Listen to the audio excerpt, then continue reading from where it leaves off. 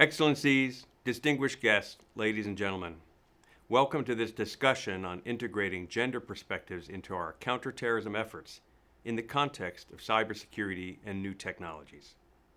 I would like to thank CTED for co-organizing this important event, as well as Canada and Norway for their support on this crucial topic. My appreciation also goes to the National Security Council of Thailand and UNDP Thailand for sharing their invaluable regional expertise and good practices. Despite their many benefits for promoting development and improving the quality of life, cybersecurity and new technologies such as unmanned aerial systems, artificial intelligence, social media, quantum computing, and blockchain are also things which violent extremist and terrorist groups can use to recruit, raise funds, and operate.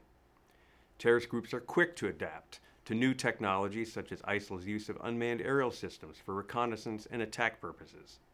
There is also evidence that terrorists and other criminals are seeking to use cryptocurrencies to avoid detection in financing their operations.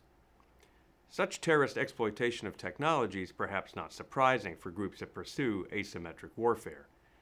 But ISIL has also demonstrated a sophisticated use of gendered messaging in online recruitment. Its tactics are not only gendered in their design and in the way they instrumentalize gender roles and notions of masculinity, but also in the way women and girls, men and boys, and other gender identities experience and react to them. These differences in impact must be measured and accounted for in counterterrorism and PVE responses.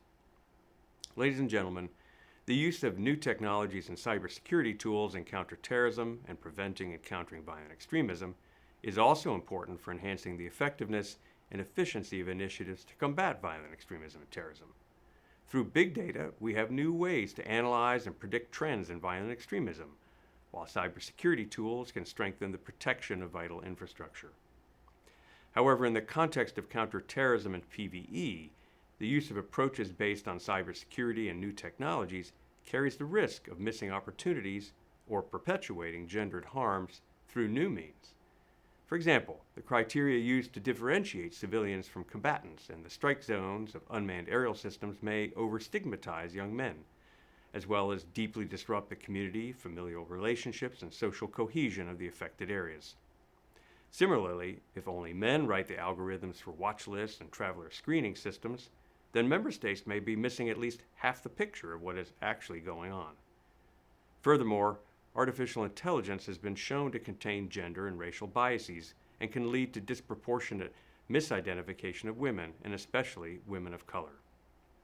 We must not forget how the access to new technologies and the advantages that they offer is not equal across different demographics. There's a real risk of creating a digital divide that perpetuates structural inequality across wealth, racial, and gender lines, which may in turn contribute to or even create conditions conducive to the spread of terrorism and violent extremism. Excellencies, distinguished guests, ladies and gentlemen, in addressing the challenges to countering and preventing violent extremism and terrorism in the new decade, it is imperative that we integrate gender perspectives in our efforts. That is why in UNOCT we have taken a number of measures to mainstream a gender perspective for all our programming. As we will discuss at length during the upcoming panels, understanding the gendered impacts of cybersecurity and new technologies in the fight against terrorism is essential to avoid the sort of bias that leads to ineffective or even counterproductive responses. It is through applying gender analysis to our efforts and ensuring that they encompass and address relevant gender-specific needs that we can leverage the efficacy and efficiency of new technologies in countering terrorism and building sustainable peace. Excellencies, ladies and gentlemen, technology is an incredible tool to support us in our goal to further peace, security, and gender equality in line with the United Nations Charter. I'm therefore pleased to be able to open this event in which we bring awareness to the challenges, good practices, and substantive entry points for the mainstreaming of gender perspectives in policies and programs that counter and prevent violent extremism and terrorism through cybersecurity and new technologies. Thank you.